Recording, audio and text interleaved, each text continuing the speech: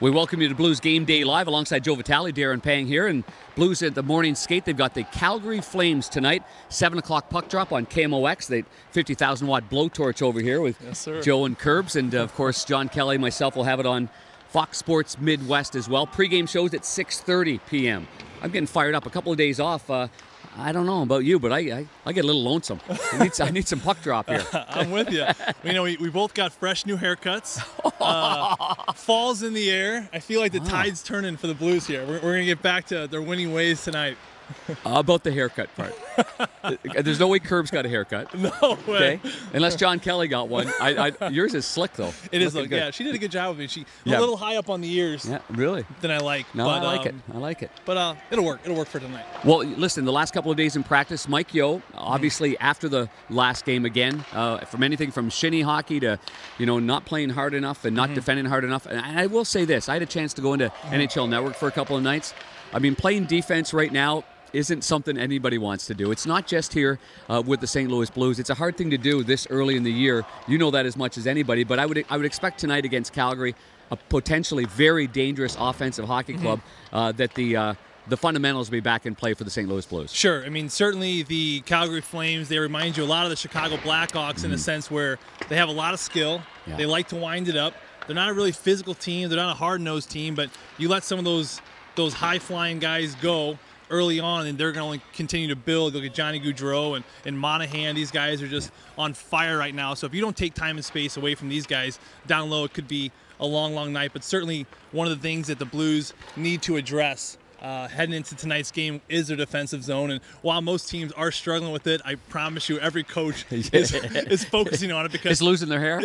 Yeah, they're aging by the day right now because for the St. Louis Blues to have any kind of success this year, this is one area that certainly needs to get cleaned up in the defensive zone. I tell you what, when you play a team against Chicago, and I don't think eras have changed very much, but when you have an individual like Patrick Kane that grabs the puck, gets in the offensive zone, and goes around like Seabiscuit, quarter mile, going around and round and round, you turn into a man-on-man coverage. And man-on-man can get very, very confusing. And if one guy slips away, then you're in trouble. But I don't think the plan is to play that way, but you end up being mesmerized by that. And you're right about Johnny Gaudreau. When you're watching tonight, number 13 for Calgary, he does the same thing. And he's not afraid of the road. Last year, if I'm not mistaken, he was in the top 5 in road points. Wow. And so he doesn't shy away from that. Yeah. So I guess early on, you'd like to give him a little bit of a lick early on and try to keep him at bay. You would. And, the Blues possibly going with a couple different D pairings tonight. Yeah, let's go over that for a second. Mike Yeo hasn't come out and said anything quite yet, but it looks like Joel Edmondson is going to make his season debut tonight, which is going to be huge. I want your thoughts on that. And then also Jacob Urbeck, a young kid they got from Edmonton in a trade, and off waivers, excuse me. And so 2 possible different defensemen tonight. And how is that going to help when we talk about being defensively more savvy and smash mouth and in your face and tough hockey? What would those 2 guys bring? I know you got a nice little scouting report from a good friend of yours about Urbeck. Yeah, well, Urbeck, I talked to TJ Oshie, who played with him in Washington, and actually Urbeck got a chance to play a couple of games last year in the playoffs. And the one thing that TJ said to me was he's not very big, a little undersized on the blue line, but he says he's competitive as heck. He will battle and he will compete. And he said he's a really good puck mover. He said that's an area that TJ made a point of, saying he'll get that puck up the ice. Didn't get any chance there. They were full on the blue line for the Washington Capitals. And then, as it turns out, a little stint in Montreal, a really short stint in Edmonton. And then, so if he gets in the lineup, that looks like Vince Dunn in the last couple of practices is the odd man out. And boy, oh boy, for Vince, he's manning up basically heading up the power play, playing a lot of minutes. So these moments are real eye-openers for young players. So it'll be important for, if that's going to be the case, and if Urbeck plays and Vince does not play, it'll be important for Vince to keep his chin up and have a good attitude in this kind of situation, because nobody likes that. As far as Edmonton's concerned, you know what it's like going to the front of the net, and you know which defensemen are guys that are not as rugged as other guys. The thing I love about Joel Edmondson is, number one, his defensive prowess, how mean he is in front of the net. Looks like he's the kind of guy that cross-checks you in the mouth and smiles at you, and I like that. I think he protects the front of the net, gives the Blues respect in front of that net, and also he's a good puck mover.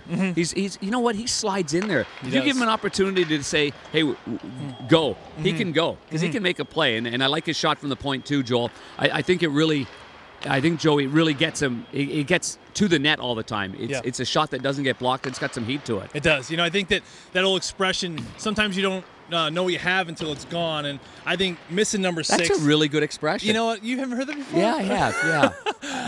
I think of Joel Edmondson when I hear that, because talk about a guy that is just extremely undervalued. And not that the Blues don't value him, but, with all these big names they brought in with O'Reilly and, Tarasenko's back and, Bozak and Pat Maroon, and a guy like Joel Edmondson kind of slides under the radar as far as what he can bring to a hockey team. And when you talk about a hockey team that prides themselves on the identity being that defensive core and being hard and to play against and all the wonderful things you mentioned, what Joel brings to the game. And without him in the lineup, you certainly have seen a big miss for the St. Louis Blues in these first 2 games, and I can't wait to see him back on the ice tonight. Yeah, I don't think we're going to see an average of 5 goals against anytime soon for the St. Louis Blues. That's going to be their, obviously the structure's going to improve and the grit's going to improve back there. Listen, I got an announcement to make here as well before the boys are starting to wrap things up here behind us.